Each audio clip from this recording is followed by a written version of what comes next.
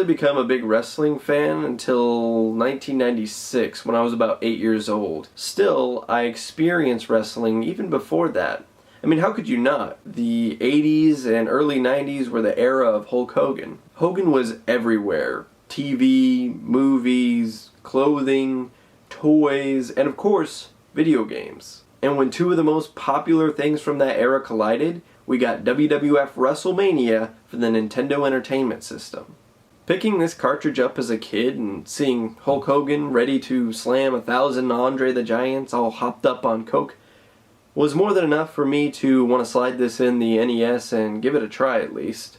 Now, my memories of this game are those of frustration. I really didn't understand how to play this game when I was a kid. So, how about 20 years later? Will I understand WWF WrestleMania finally? Let's give it a shot. Right from the startup credits, we can see a few interesting things.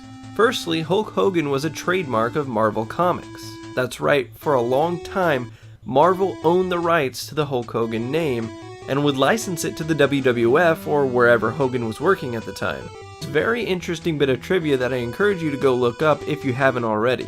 The second thing of note is that this game was developed by Rare. Yep, the same Rare who brought us classics like Banjo-Kazooie and GoldenEye 64. WrestleMania gives you your main WWF wrestlers to choose from. There's Hulk Hogan, Andre the Giant, Macho Man Randy Savage, Ted DiBiase, Bam Bam Bigelow, and the Honky Tonk Man.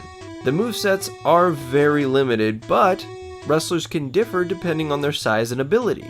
For example, guys like Andre and Bam Bam can't jump off the top rope. Now in real life, Bam Bam could jump off the top rope, so there's something of an error there, I guess. However, Bam Bam can do a cartwheel attack that's special only to him. It's a pretty great move, too. It reminds me of those special attacks that take a chunk of your health in all those great beat-em-up arcade games. The goal of the game is to beat your opponent up enough to pin him for the 3 count. Throughout the match, little icons will jump on the screen and run from one side to the other.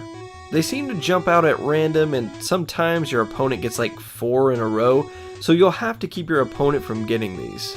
These icons are modeled after something related to the character so that you can better identify what they are.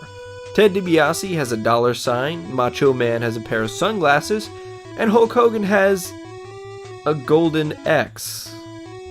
Yeah, golden X. This is obviously a cross gold necklace, but thanks to Nintendo's censorship here in North America, it became a golden X. There is actually some strategy involved, and it's not just hitting your opponent over and over again.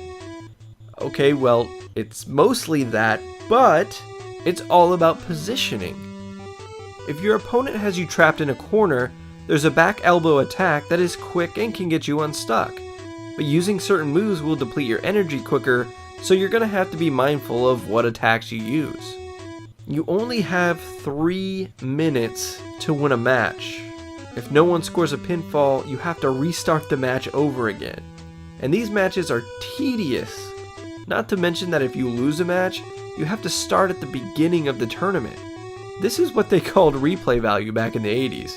I had fun for the first few matches, but after that it kind of felt like a chore. Even knowing all the moves by reading the instruction booklet, getting down a nice strategy, and trying all the different characters in the game, I couldn't get past the 3rd wrestler. WrestleMania for NES ended up being just as frustrating as I remember it as a kid. But it's really not all bad. The music is brilliant.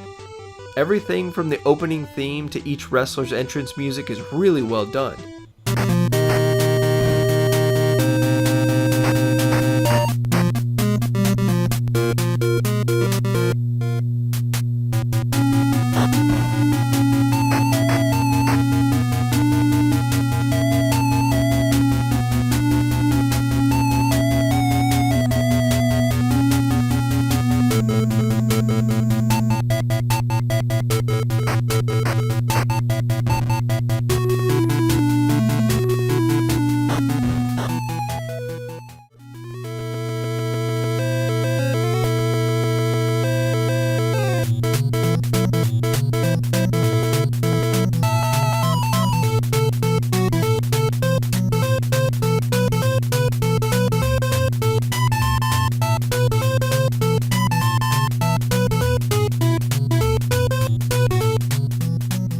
I could listen to this soundtrack for hours.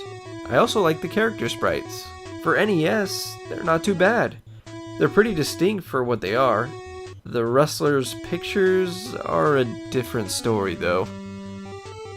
There were a few WWF games for the NES, and even a few non-WWF wrestling games, but WWF WrestleMania will always be the most nostalgic for me, for better or for worse. I give WWF WrestleMania for NES 2 stars out of 5.